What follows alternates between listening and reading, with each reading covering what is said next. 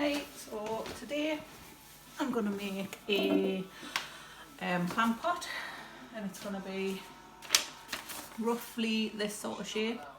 So I'm going to start off, I've got about 850 grams there, but I think I might need a little bit more because I need it about this high, so it's probably not going to work, but we'll see.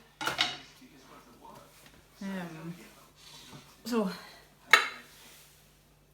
first thing I do is switch the machine on.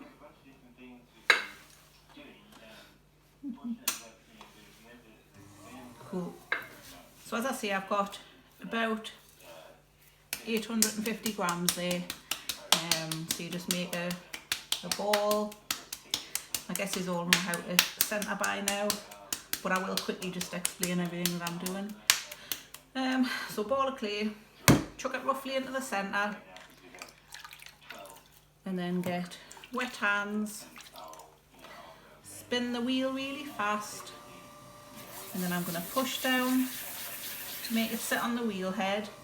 I'm holding, I don't know if you can see or not, but I'm kind of holding my thumb as I do it, so I can push down with that one and I can push in with that one.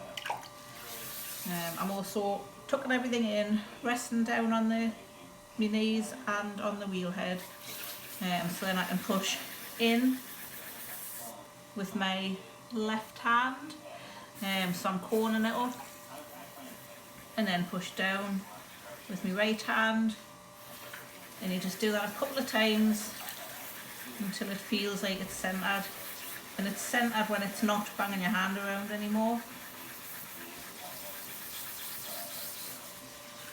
Right, another couple of balls, should be all good.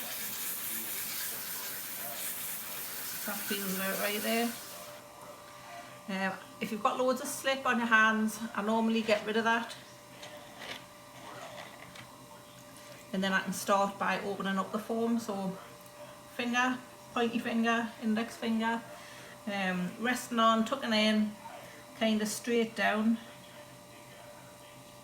And it's going to make like a V shape because I'm going to make a bowl shape on the bottom of this one. So normally I would go straight down with my finger like that and pull it out, but this one I'm going in at an angle.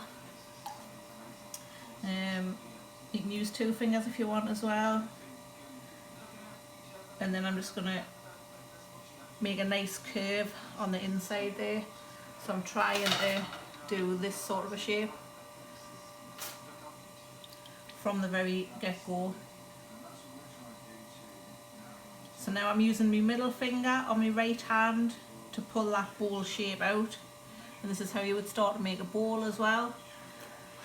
I'm gonna push it in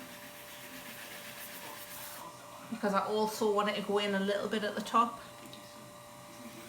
and then I can start pulling walls up, slow it down a little bit, and I'm just going to kind of pull more or less straight up like a cylinder shape, and then I can sort the final shape out afterwards. So I'm kind of pushing with my right fingers underneath, but I'm trying to keep that shape on the inside with my left hand, so I'm not pushing them both against each other. I'm letting that one ride up against the curve a little bit. If it starts to drag on your hand, put some more water on.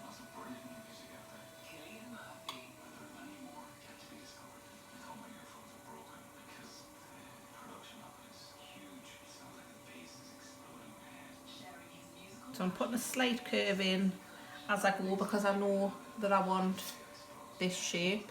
Just keep reminding myself of what I want. And it does need to be that high, so I'm way short.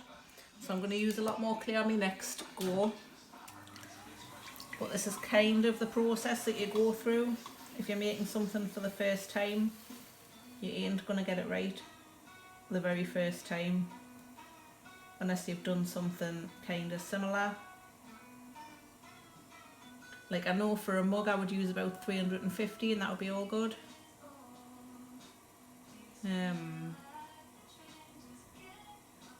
or a large mug, maybe like 450 grams that is. So get my sponge, and I'm just going to get the water out of the bottom there, squeeze it out.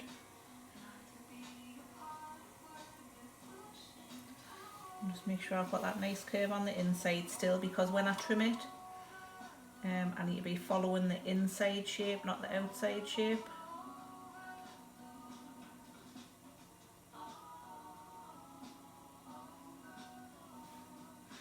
And then I'm going to flatten the rim off. Normally I round it off with a leather, but I'm not going out today because I think this plant pot will suit a flat rim. So I'm just going to hold it between my finger and my thumb on my left hand and really gently put that on top and sort of pinch it a little bit.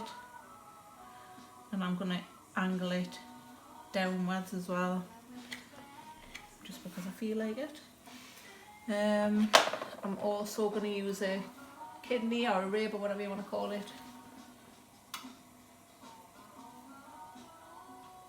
because I don't really want loads of thrown lines on this one, because I might do something different with the glazing.